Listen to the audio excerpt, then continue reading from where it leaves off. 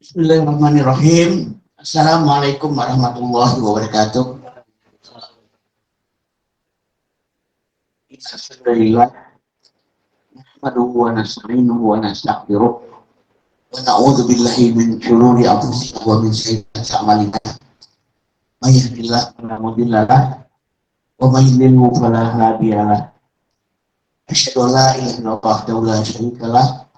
Asyhadu anna Muhammadan abduhu wa rasuluhu la nabiyya ba'dah.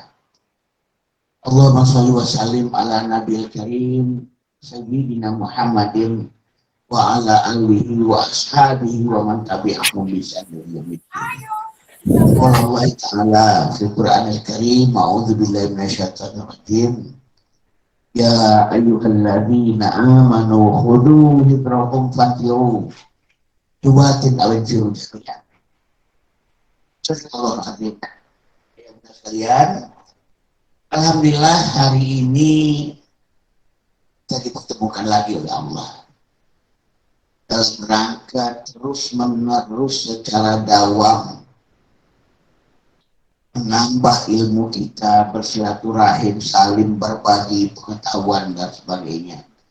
Karena pada dasarnya ilmu Allah itu tidak akan pernah ada habis-habisnya. Kalau kita punya harta, kita yang diminta untuk menjaga harta itu. Tapi kalau kita punya ilmu, justru ilmu itulah yang menjaga kita. Terus melihat ilmu daripada harta. Nah, ayah-ayah sekalian, kelihatannya ada satu perbedaan antara saat sekarang dengan saat-saat sebelumnya ya. Dalam banyak hal terkait dengan pandemi ini, terkait dengan wabah ini. Kalau sebelumnya benar-benar semuanya dilakukan secara online, aktivitas ekonomi menurun drastis, kawasan-kawasan wisata ditutup. Tetapi alhamdulillah, mudah-mudahan kita berharap kondisinya kembali berangsur normal. Ada kabar yang menarik yang saya baca di Malang ya, bahwa hotel-hotel di Bandung Sabtu kemarin sudah full book. Tempat-tempat wisata di Malang dan di Batu sudah mulai ramai. Bahkan sudah mulai terjadi kemacetan dari Malang ke Batu dan dari Batu ke Malang. Ini informasi yang saya baca tadi malam. Pertanyaannya saat ini adalah bagaimana dengan dunia pendidikan kita dan dunia peribadatan kita. Apakah kita masih saja dihantui oleh ketakutan? Dunia peribadatan masjid kita hanya boleh diisi 25%. Tetap menjaga jarak. Dunia pendidikan kita masih galau. Ada yang sudah cukup percaya diri untuk mengirim anaknya kembali belajar tatap muka di sekolah.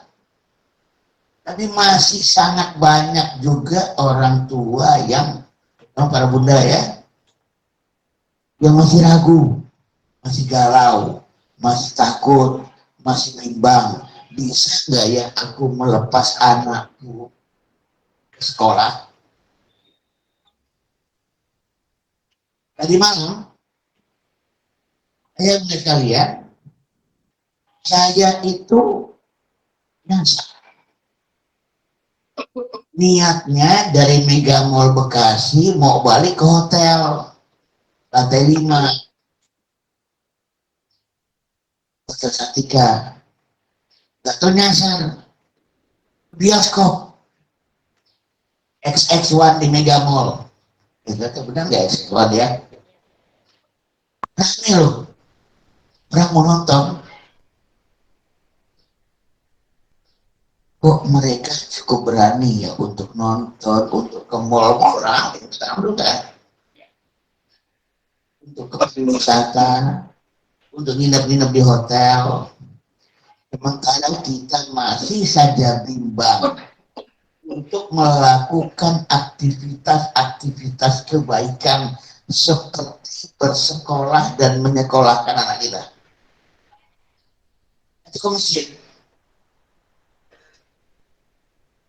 Sampai kapan kita akan dipertakut oleh hal-hal yang semacam ini? Karena di masjid juga ada fenomena yang janggal. Dulu orang berlomba-lomba untuk duduk dan sholat di saf terdepan. Sekarang orang berlomba-lomba untuk sholat di saf belakang. Karena di belakang bisa.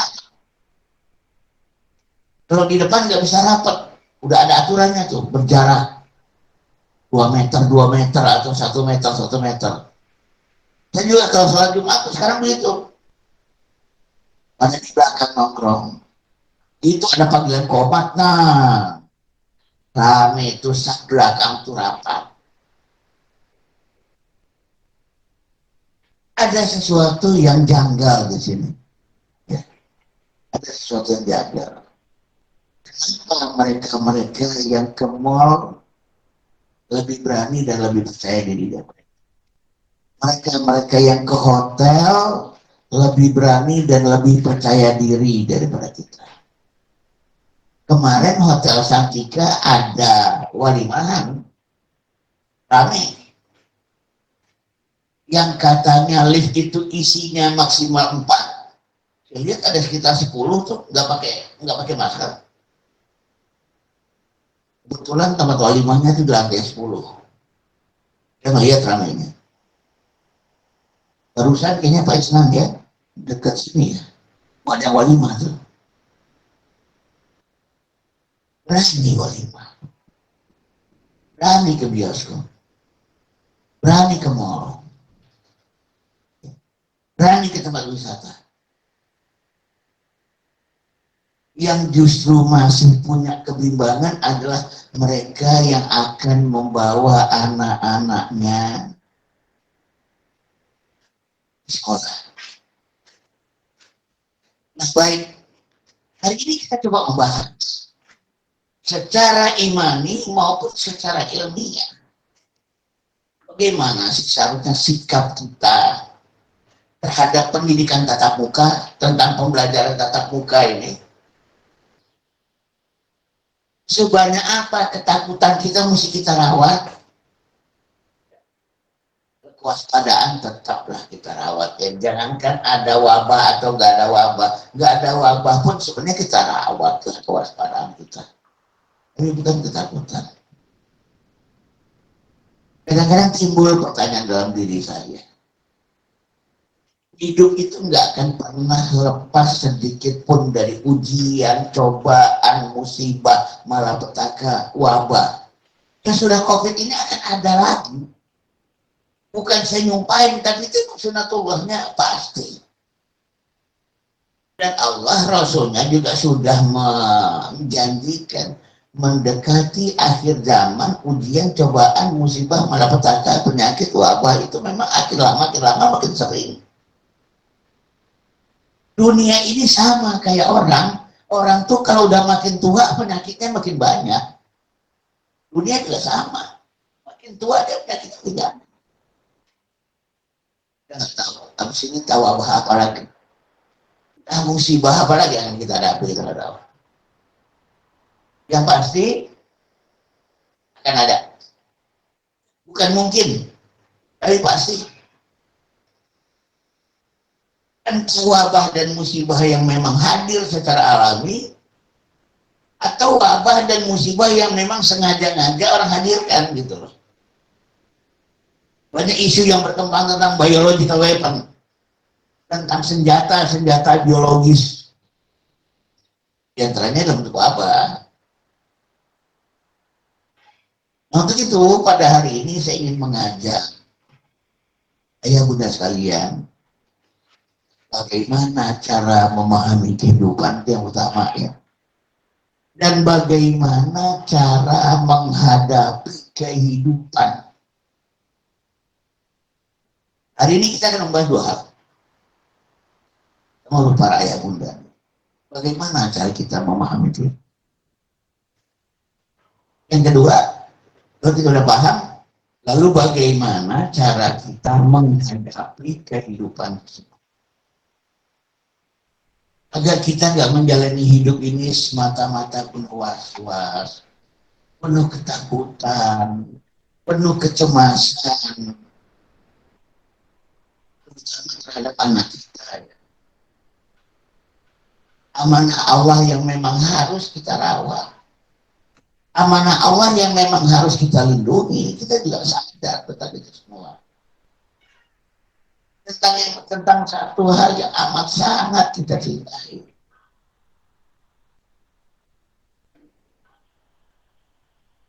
Dan kecintaan kita terhadap anak kita, perlindungan kita terhadap anak kita, pemeliharaan kita terhadap anak kita adalah fitrah. Adalah tidak ada yang keliru sama sekali. Cuman memang Allah mengingatkan cinta anak sah saja kok. Tapi jika melebihi cinta kita kepada anak, lebih daripada cinta kita kepada Allah, Rasul, dan jihad. Ingat ya, bukan cuma Allah dan Rasul loh. Ahabba ilaikum minallahi wa rasulihi wa jihadin fi sabilih. Jika itu semua lebih kalian cintai daripada Allah, Rasul, dan jihad di jalannya, Tarabbasu, awas kalian, hati-hati kalian, hatta ya'ti Allahu bi amrih, sampai Allah menurunkan keputusannya, sampai palu itu Allah ketuk. Tarabbasu, hati-hati. Nah kebetulan ayah bunda sekalian, belajar menuntut ilmu, mendidik dan dididik itu Allah setarakan dengan jihad. Jangan lupa ya, jangan lupa. Belajar menuntut ilmu Allah setarakan dengan jihad. Di dalam Al-Quran kata majulah, kata berangkatlah, itu hanya Allah sebut untuk dua hal. Satu untuk perang, yang satu untuk menuntut ilmu. Infiru, berangkatlah, majulah. Allah hanya sebut untuk dua hal. Untuk perang dan untuk menuntut ilmu, untuk belajar.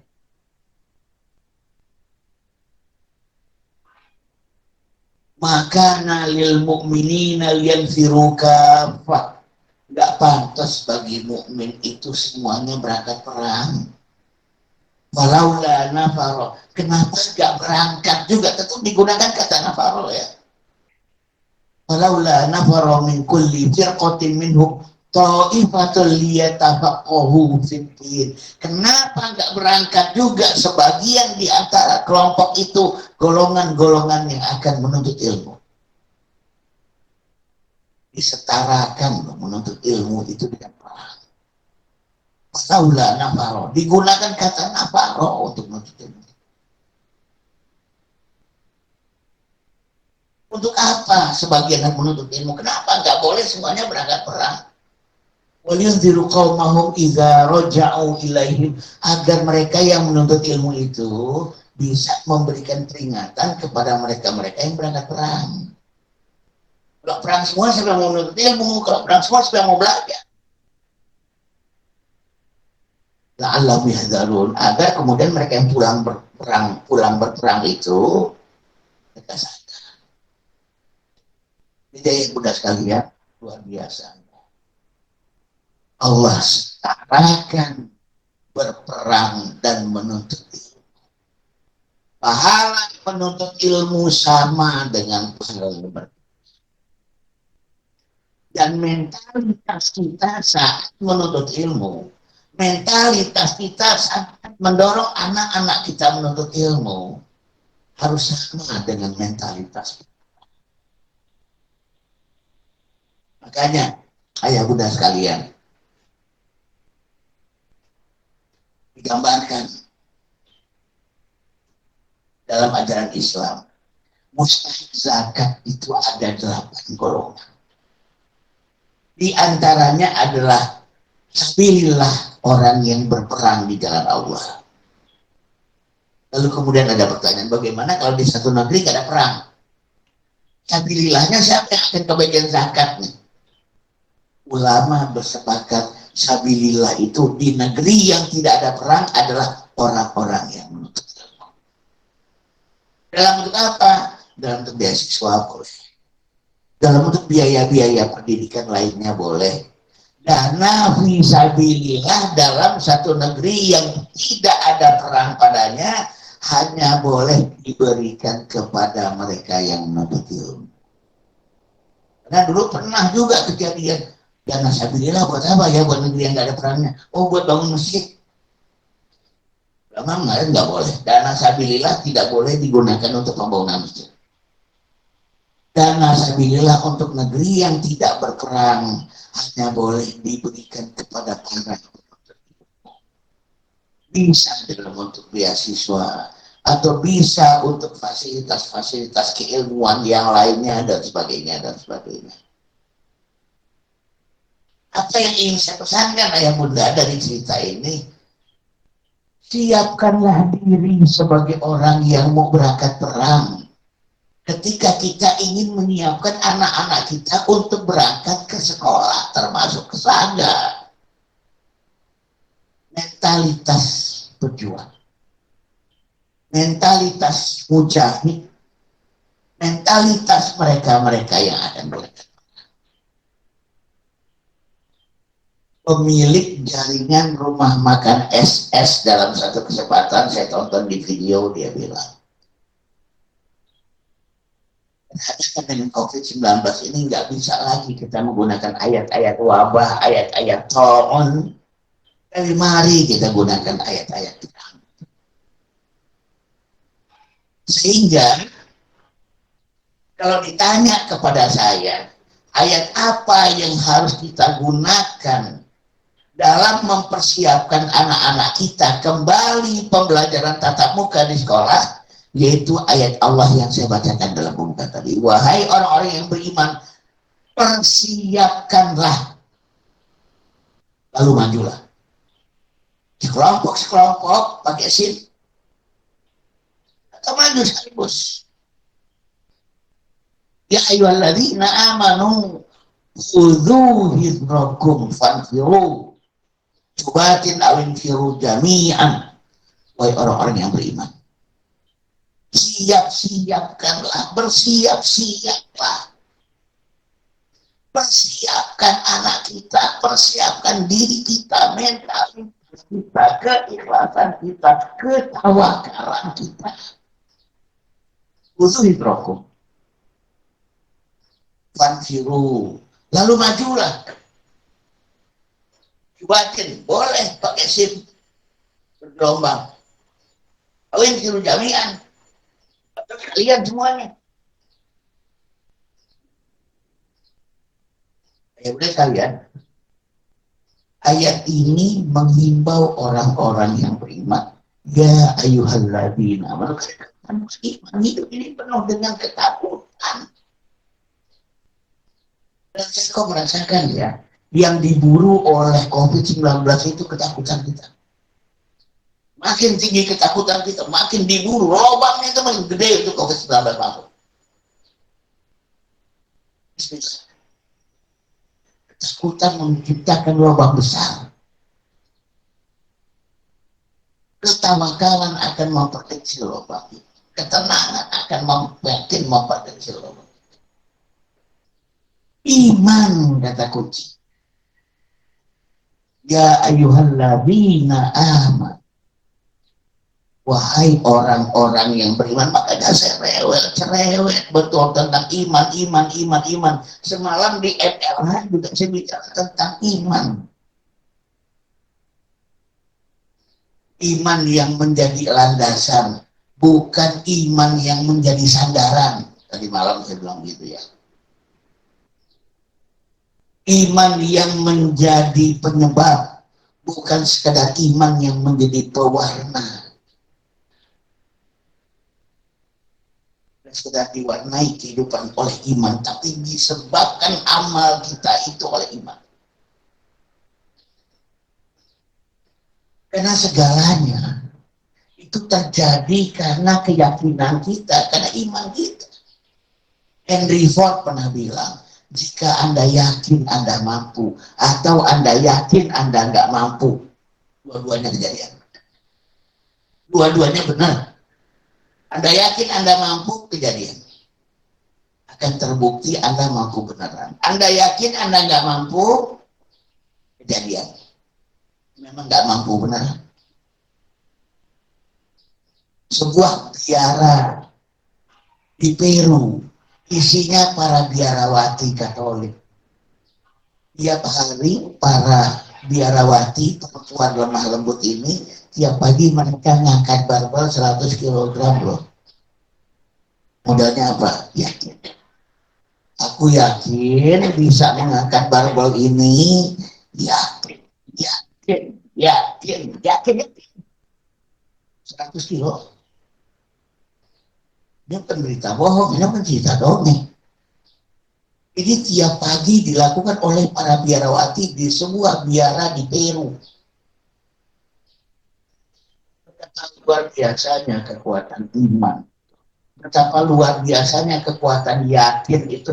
Bahkan mereka beriman dengan iman yang salah. Tapi dia yakin dengan keimanannya itu walaupun imannya salah. Maka itu akan menjadi mereka itu kuat dan kokoh. Karena memang apa itu sangat tergantung dari keyakinan kita, sangat tergantung dari prasangka kita.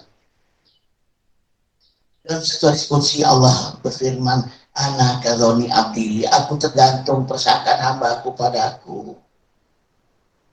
Hambaku baik sangka padaku, itulah aku. Hambaku buruk sangka padaku, itulah aku. Aku tergantung perasaan, persangkaan, keyakinan hambaku padaku. Baik sangka kita kejadian, buruk sangka kita kejadian. Bagaimana kita memposisikan, bagaimana kita men-setting iman kita. Jika anak kita sekarang sudah mulai didirikan untuk pembelajaran tatap muka. Jadi sebenarnya ini persoalan pertama yang harus kita benahi adalah persoalan keyakinan. Persoalan keimanan. Banyak data-data, informasi-informasi yang menggerus keimanan kita, yang menggerus keyakinan kita, yang merusak persepsi kita tentang alam, tentang kehidupan, tentang Tuhan.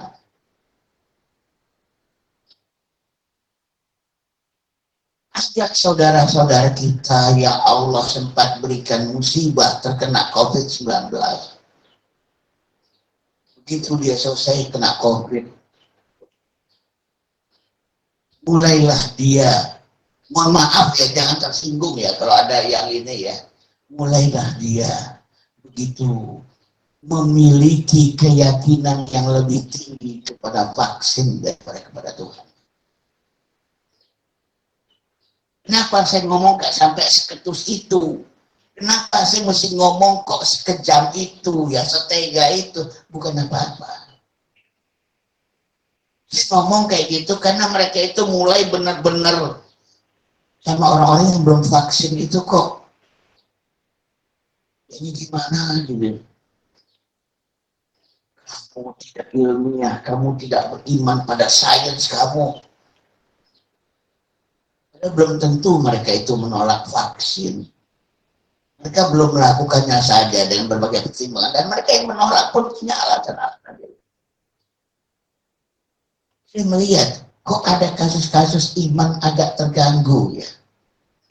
Setelah kena.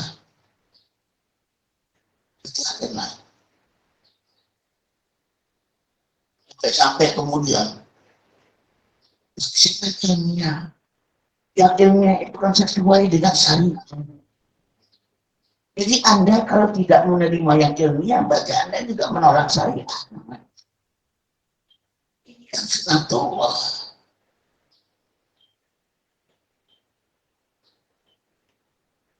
Sampai sedemikian dulu. Ya saya Pak Isnan saat udah vaksin dia. Karena besok naik pesawat sorry.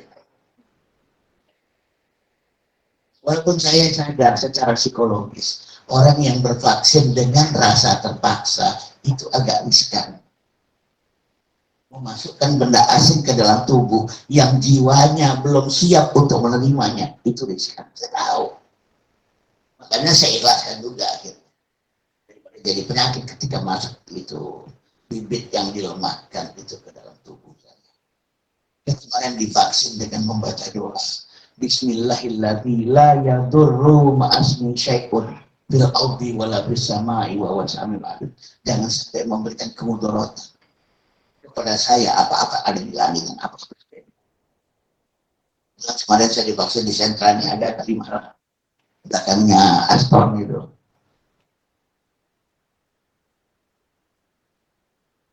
Mari bangun iman itu. Mari bangun iman. Iman yang semacam apa? Iman yang kokoh, keyakinan yang tanpa keraguan. Amanu billahi wal yawmil akhir tsumma lam yartabu. Beriman pada Allah dan hari akhir kemudian dia tidak ragu-ragu.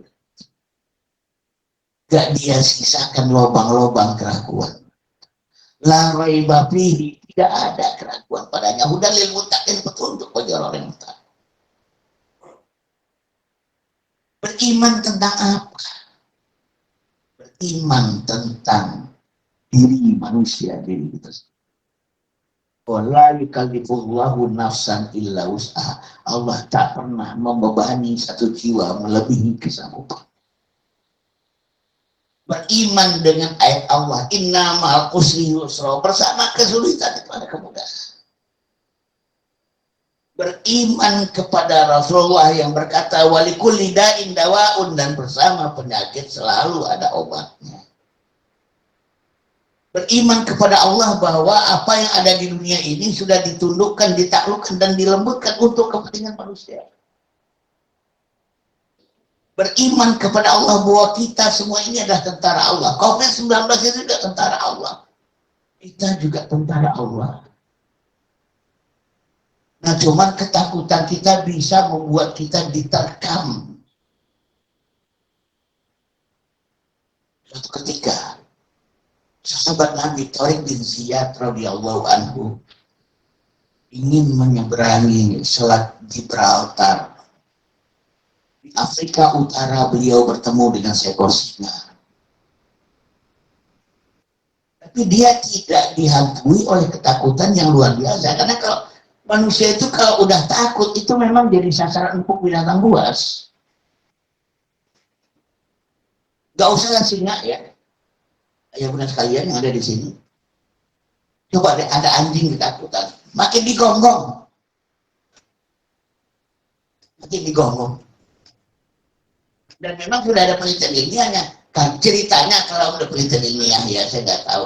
Ketakutan itu mengeluarkan hormon. Hormon itu tercium oleh anjing. Itu yang menyebabkan anjing itu makin menggonggong. Makanya pencuri yang lewat di depan anjing cenderung digonggong oleh anjing. Karena bagaimanapun nyalinya pencuri tetap dia takut sebenarnya. Penelitian mengatakan bahwa ketakutan itu mengeluarkan hormon. Hormon itu dicium oleh anjing. Nah ini Tariq bin Ziyad, alhamdulillah dia enggak. Malah diajak ngomong tuh singa Afrika. Singa, kita ini sama-sama jundullah, kita ini sama-sama tentara Allah. Sesama tentara Allah jangan saling mengganggu ya. Believe it or not, percaya atau tidak, singa itu meloyor dan pergi. Padahal penelitian membuktikan auman singa dan auman macan itu bisa bikin sendi-sendi kita itu lunglai, nggak bisa kabur. Aumannya Soalnya bukan auman itu menimbulkan ketakutan. Ketakutan itu yang membuat sendi-sendi kita itu jadi kayak rontok. Gitu. Udah harus kabur udah. Tinggal dimakan, tinggal ditelan aja itu. Sama itu sih. Iman-iman itu dulu deh yang kita bangun. Bersama penyakit ada obatnya. Bersama kesulitan ada kemudahan. Manusia ini makhluk yang Allah berikan kekuatan dan kesempurnaan. Sabbisma rabbikal a'la alladzi khalaqa fasawwa walladzi qaddara fahada. Sucikanlah nama Tuhan yang paling tinggi, Dia yang telah menciptakan dan menyempurnakan ciptaannya itu. Ada satu yang nggak pernah kita bahas selama COVID ya, yaitu daya adaptasi manusia menghadapi itu. Kenapa nggak pernah dibahas? Ini jengkel betul. Terasa betul ada permainan gitu. Penyakitnya dibesar-besarkan, suspeknya dibesar-besarkan, yang mati dibesar-besarkan. Ketika terjadi penurunan persentase kematian, nggak pernah diangkat, nggak pernah diangkat. Dan kenapa korban itu, suspek itu selalu dijumlahkan, diakumulasikan dari waktu ke waktu? Ada apa? Seakan-akan bertambah. Ya kalau mau dijumlahkan memang bertambah terus. Bayangkan kalau seandainya jumlah kecelakaan lalu lintas itu juga diakumulasikan 10 tahun, ngeri kita. Kalah kecelakaan. Korban karena perang itu gara-gara kecelakaan, korban karena kecelakaan lalu lintas. Apa maksudnya? Dijumlahkan terus-menerus. Kenapa nggak pernah dikeluarkan secara statistik bahwa yang mati dibandingin yang kena dari waktu ke waktu turun terus, dan ini fakta. Boleh laporkan saya ke polisi kalau saya berbohong bahwa kematian dibandingkan dengan suspek dari waktu ke waktu terus turun. Dulu pernah 11% loh Pak Ustaz. Sekarang nggak sampai 3% loh, itu fakta. Saya bilang ya, laporkan saya ke polisi kalau saya bohong. Kan 2 kok. Antara yang mati dibandingkan dengan yang kena. Kenapa sih nggak pernah dibahas tentang bahwa total kematian di Indonesia nggak naik kok gara-gara COVID. Kenapa? Kematian lewat COVID memang naik melonjak, tapi diimbangi dengan kematian yang menurun lewat cara lain. Kematian karena kecelakaan lalu lintas menurun tajam. Allah sedang membuktikan firman-Nya sebenarnya. Bahwa penyebab mati cuma satu, takdir. Nggak ada yang lain. Bagi orang yang beriman, penyebab mati cuma satu, takdir. Kalau ada orang yang mengatakan penyebab mati itu adalah COVID, flu, kanker, jantung, perlu dikoreksi imannya. COVID hanyalah jalan dan cara kematian. Jantung hanyalah jalan dan cara kematian. Kanker hanyalah jalan kematian, cara kematian. Bukan sebab kematian. Ini sama, ya ayyuhalladzina amanu. Sekali lagi, kalau nggak percaya ada di antara ayah bunda yang ngerti ilmu statistik, olahlah data itu. Kematian manusia Indonesia per 1000 penduduk 2021 berapa? 2020 berapa? 2019 berapa? 2018 berapa?